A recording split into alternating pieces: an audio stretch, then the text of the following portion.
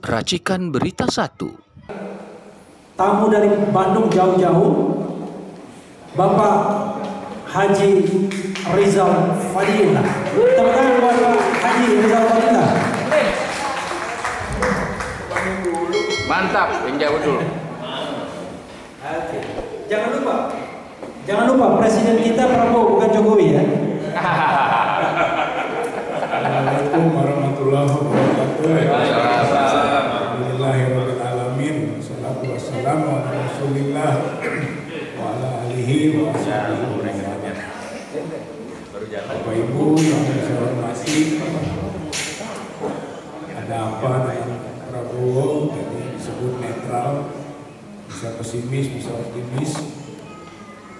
Kalaupun saya atau beberapa pandangan diawali dengan pesimis, sebetulnya adalah dalam rangka supaya menjadi tazkirah atau menjadi peringatan agar berikutnya atau sikap Prabowo dalam memerintah ini menjadi baik. Jadi hukumnya dibangga ini. Kalau kita sebut tidak percaya, itu adalah tidak percaya dulu sampai dibuktikan sebaliknya. Ya mudah-mudahan pembuktian itu terjadi. Nah, pendekatan yang mungkin agak pesimistik itu berbasis pada tentu saja rekam jejak, bahwa Prabowo ini kontroversial, bahkan boleh juga disebut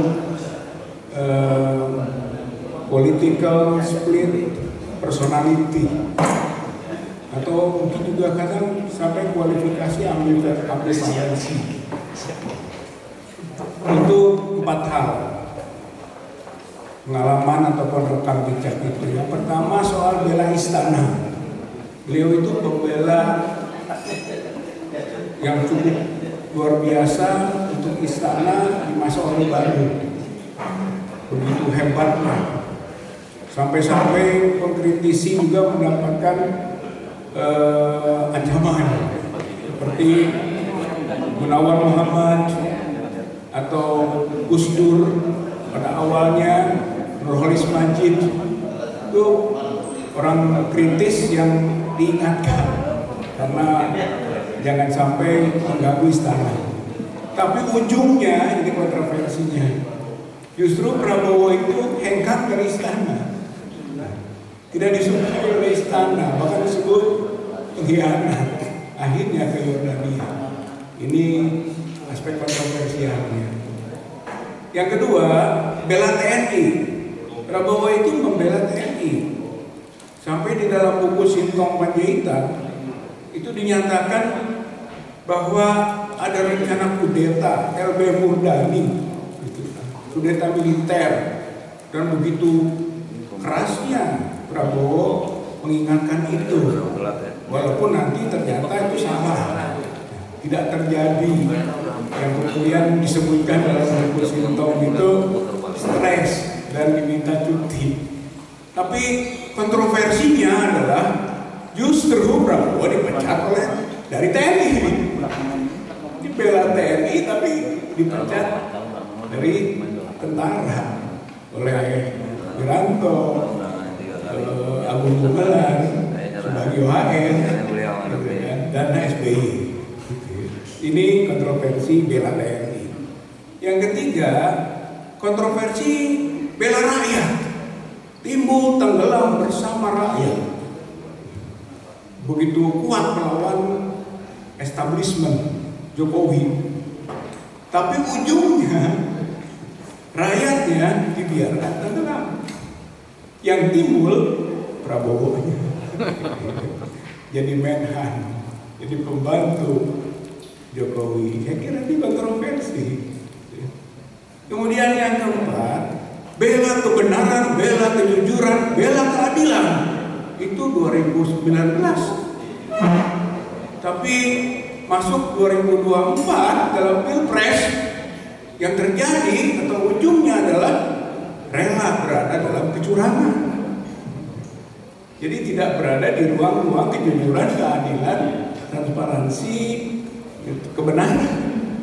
Bahkan rela berada dalam cawe-cawe Jokowi yang semua tahu dalam proses Sirekap, bansos, gitu kan, atau operasi kepala-kepala desa sampai ke bawah itu membuat nuansa yang disebut curang.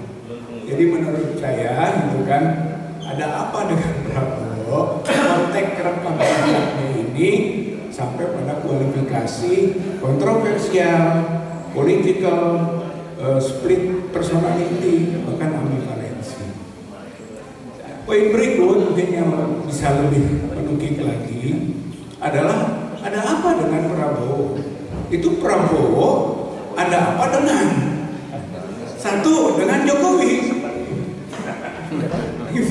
Peristiwa 13 Oktober dan peristiwa 3 November bolak-balik Solo. Gitu. Ada apa? Sehingga kabinet menjadi gemerot yang awalnya katanya ramping, zaken, tapi akhirnya second, gitu kan, setelah pulang dari Solo. Ada apa? Gitu. Banyak asumsi-asumsi di situ. Kemudian tanggal 3 kemarin juga balik ke sana kan, 3 November. Kemudian pulang berangkat ke luar negeri, apakah mencari bekal-bekal, gitu kan, saya kira konstruktifnya, atau ada hal lain. Sampai urusan judi online pun menjadi bagian asumsi, gitu. Apakah Budi Ari, gitu kan, akan diproses? Itu yang berkaitan dengan masalah ada apa dengan Prabowo, konteksnya adalah Jokowi. Dua, ada apa dengan PS dan Cina? Waktu menjadi presiden, putusan dari MK itu dipanggil dulu ke Cina, dan baru kembali, kemudian MK memutuskan Prabowo. Sekarang setelah dilantik, pertama datang ke Cina. Bahasa beliau dalam pidatonya ke Cina itu diundang. Kalau menurut saya dipanggil. Beda dengan ke Amerika, ke Inggris. Kalau ke Amerika, ke Inggris, kunjungan kehormatan. Jadi ada apa konteks Cina ini? Yang ketiga, sebelum yang keempat, yang ketiga, ada apa Prabowo dengan naga-naga?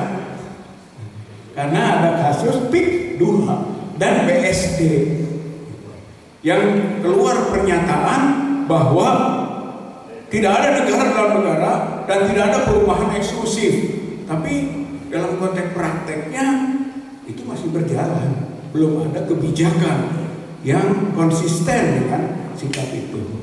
Jadi ada apa dengan naga-naga? Dan yang terakhir, gitu, ada apa dengan umat Islam? Karena ini menyangkut dukungan umat Islam yang kemudian akhirnya umat Islam tidak merasa terrepresentasi. Ada apa? Sampai kasus kilometer 50. Listio Sigit menyatakan kalau ada novum kilometer 50 akan dibuka lagi. Dan Listio Sigit masih menjadi Kapolri sekarang.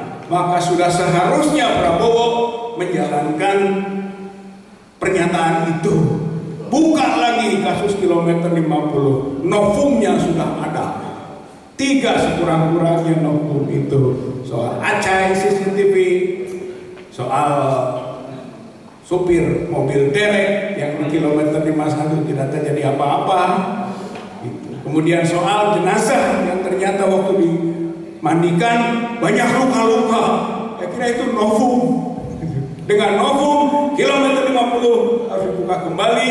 Inilah konsekuensinya. Kalau tidak, ada apa Prabowo Subianto dengan umat Islam? Mudah-mudahan pertanyaan tema kita terjawab dengan konstruktif. Kita tidak percaya kepada Prabowo sebelum dibuktikan sebaliknya. Silakan buktikan Prabowo Subianto membela rakyat, membela kebenaran, membela kejujuran, membela Pancasila dan Undang-Undang Dasar 45. Terima kasih. Assalamualaikum warahmatullahi wabarakatuh.